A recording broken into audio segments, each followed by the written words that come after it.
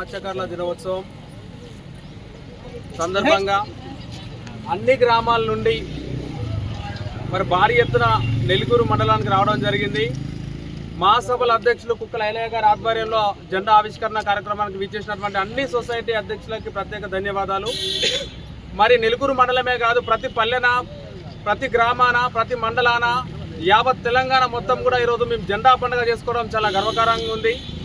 ఎందుకంటే ముదిరాజుల యొక్క ఐక్యత అనేటువంటిది ఈ పండుగ ద్వారా మేము చాటి చెప్తా ఉన్నాం. సో ప్రధానంగా ఈ జెండా తరపున, ఈ జెండా వేదిక తెలంగాణ రాష్ట్ర మెప్ప కార్యదర్శిగా వ్యవహరిస్తున్న తోట రమేష్ అనే నేను ఈరోజు ఒకటి ప్రధానంగా ఉన్నటువంటి అంశాల్లో ఏదైతే కాంగ్రెస్ పార్టీ హామీలు అభ్యస్తంలో హామీలు ఇచ్చిందో హామీల ప్రకారం మాకు వెంటనే అమలు చేయాలి, ప్రధానంగా బీసీ-డి నుంచి బీసీ-ఏలోకి మార్చాలనేటువంటిది ఒకటి. మరి మా జనాభా లెక్కల ప్రకారం మాకు రావాల్సిన వాటాలు ఆర్థికంగా కావచ్చు, సామాజికంగా కావచ్చు, రాజకీయంగా కావచ్చు, మేము ఎదగాలి ఆర్థికంగా అంటే ఖచ్చితంగా మా జనాభా లెక్క ప్రకారం మా నిధులు, మా నియామకాలు మాకు కేటాయించవలసిన అవసరం ఉంది. గత ప్రభుత్వం మాదిరిగా 1000 కోట్లు పెట్టి మాకు మత్స్య కార్పొరేషన్ ఏర్పాటు చేయమని చెప్పిన గౌరవ ముఖ్యమంత్రి, కాకపోతే 50 కోట్లు పెట్టి మాత్రమే మాకు కార్పొరేషన్ ఏర్పాటు చేశారు. దానిపైన మీరు దృష్టి సారించాలి. అదేవిధంగా మత్స్య సంపద పెంచాలి. మరి మా మత్స్యకారుల అభివృద్ధి కావాలంటే 3000 కోట్లతోటి అభివృద్ధి చేయవలసిన అవసరం ఉంది. ప్రధాన అంశం ఏంటంటే ఇక్కడ చేప పిల్లల విషయంలో చాలా మాకు ప్రాబ్లం జరుగుతుంది. దానివల్ల అధికారులు కావచ్చు, కాంట్రాక్టర్లు మాత్రమే బాగుపడతాం తప్ప గుజరాత్ పిల్లలకు ఒరిగేది ఏం లేదు.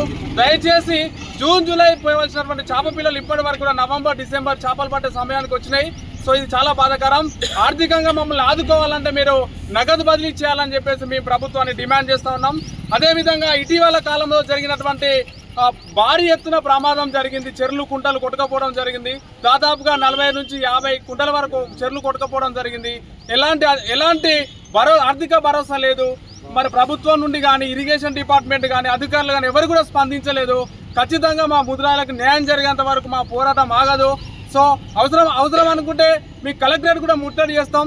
మరి ఈ మహబూబాబాద్ జిల్లాలో ముదిరాజులు ఉన్నారా లేరా, మీరు గుర్తించరా అని చెప్పేసి చాలా కాలమైంది. ఇప్పటికి కూడా మా చెర్లలో ఉండేటువంటి కోట్ల రూపాయల విలువ కన్నా చేప పిల్లలు కొట్టుకపోవడం జరిగింది.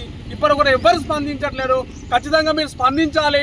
మహబూబాబాద్ జిల్లా మత్స్యకారులను ఆదుకోవాల్సిన అవసరం ఉంది, ప్రధానంగా ఆదుకోవాల్సిన అవసరం ఉందని చెప్పేసి ఈ వేదిక డిమాండ్ చేస్తూ ఉన్నాం. మరి ఈ కార్యక్రమానికి విచ్చేసినటువంటి అన్ని మండలాల నుండి వచ్చినటువంటి అన్ని సొసైటీ నుంచి వచ్చినటువంటి సొసైటీ అధ్యక్షులకి ప్రతి ఒక్కరికి ప్రత్యేక ధన్యవాదాలు తెలియజేస్తూ ముగిస్తున్నా. Thank you.